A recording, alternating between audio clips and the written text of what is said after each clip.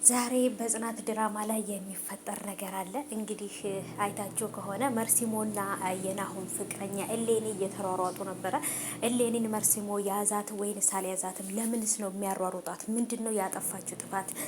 የሆነ ነገር አበላሽታለች። ምክንያቱም ራስ ወዳድ ስለሆነች የሆነ ነገር እሱ በሚፈልገው መንገድ ሳይሆን እሷ በምትፈልገው መንገድ አድርጋ የሆነ ነገር ስላስተካከላ የእሷን አስተካክላለች፣ ለእሱ ግን አበላሽታበታለች ማለት ነው። ለዛ ነው እንግዲህ መርሲሞ እያሯሯጣት የነበረው። ይይዛታል ወይንስ አይዛትም የሚለውን ነገር በደንብ አድርገን የምናይ ይሆናል። አዲስም ነገር አለ። እሱም ነገር ምንድነው የሚለውን ነገር አብረን እናያለን። ቪዲዮውን ደግሞ እስከ መጨረሻው ድረስ ለማየት ሞክሩ። ይህንን ቪዲዮ አይታችሁ ከመጨረሳችሁ በፊት ሰብስክራይብ፣ ላይክ፣ ሼር አድርጉ። ሰላም ውድ የተከበራችሁ የቻናሌ ተከታታዮች እንዴት ናችሁልኝ? ከኔ ጋር ሁሉ ሰላም ነው። ሰላማችሁ ይብዛልኝ ባላችሁበት ውድ ቤተሰቦቼ። ለዚህ ቻናል አዲስ ከሆናችሁ ሰብስክራይብ አድርጋችሁ ቤተሰቡ ነው። ነባሮች ዌልካም፣ እንኳን በሰላም መጣችሁ እያለ ውዶቼ፣ ዛሬም እንግዲህ በድጋሚ በጽናት ድራማ ላይ መጥቻለሁኝ። ዛሬ በተለመደው ሰዓት ይለቀቃል። በጉጉት በፍቅር እኔም እየጠበቅኩት ነው። ምክንያቱም የሚፈጠር ነገር አለ። እሱን አብረን እናያለን። አዲሱ ነገር ምንድን ነው የሚለው እናያለን። እንግዲህ የመርሲሞና የእሌኒም ጉዳይ ሊሆን ይችላል። እንግዲህ እናያለን አብረን ማለት ነው።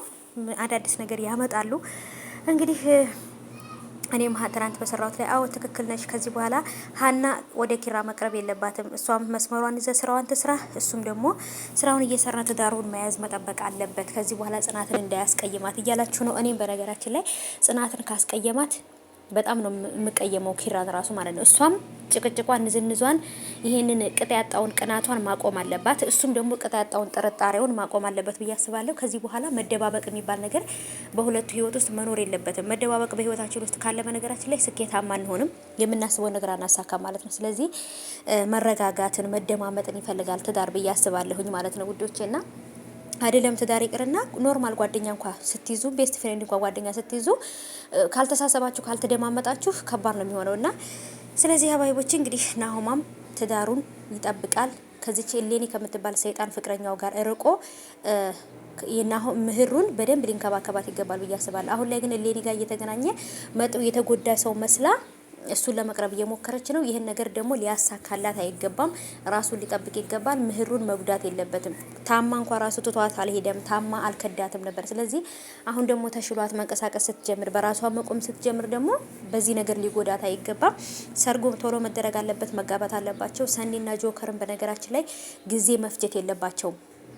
ስዊድ እስከሚገኝ ድረስ ነገሩ እስከሚጣራ ድረስ ሁለቱ በሰርግ መጋባት አለባቸው። ለምን እዚህ ጋር ክብሮም እንዲቆርጥለት ማለት ነው። ክብሮም አሁን ላይ አገባታለሁ እያለ የተጋቡበት ነገር ውሸት ነው። አብረው አይሆንም። ይሄ ነገር ካለቀ በኋላ ሁለቱ ይለያያሉ ብሎ ነው ያሰበው ማለት ነው። ይሄ ነገር ደግሞ አይደለም። በትክክል ሰኒና ጆከር ስለሚዋደዱ በዛ ምክንያት በመርሲሞ ምክንያት ይጋቡ፣ በድንገት ይጋቡ እንጂ ግን ደግሞ ይዋደዳሉ ማለት ነው። ስለዚህ በመሀላቸው ሊገባባቸው አይገባም። እሱም የራሱን ህይወት ወደዛ ወደ መጣበት ሀገር ተመልሶ የራሱን ህይወት መኖር አለበት። እሷም የራሷን ህይወት ትኖር ማለት ነው። ናሆማም ከዚህ ካለበት ነገር ሁሉ ወጥቶ ሚስቱንና ሚስቱ ጋር ብቻ ነው መሆን ያለበት። በጭራሽ ውጭ ላይ መገናኘት የለበትም። ህዊም ነግረዋለች። ምህሩን ማንም ሰው እንዲጎዳት አልፈልግም፣ የወንድም የምትክ እህቴ ናት ብለዋለች። ማን ነው እሷን የሚጎዳት ብሎ ነበር ያለው። ለምን እሷ ከእሌኒ ጋር ውጭ ላይ ስላየችው ነው ህዊ ይሄን ነገር የተናገረችው ማለት ነው። እሱ ከገባው ናሆማና ከባድ ነው። እስቲ ምን እንደሚፈጠር አብረን የምናይ ይሆናል ማለት ነው። ሀባይቦቼ ያው እኛ እንግዲህ እያየን ያለነውን ነገር ነው የምንናገረው።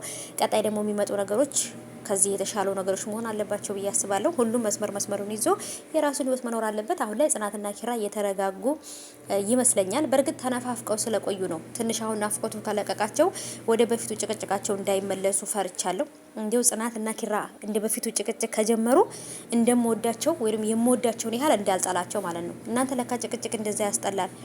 አሁን በፍቅር ሲመጡ ግን በጣም ነው ደስ የሚሉት። በቃ የምንፈልገው ነገር ይሄ ስለነበር፣ ሲጣሉ ግን እንዴት እንደሚያስጠሉ ማይ ጋድ። እና እንግዲህ ክብሮምዬ ጭንቅላቱን ተፈንክቶ ተቀምጧል።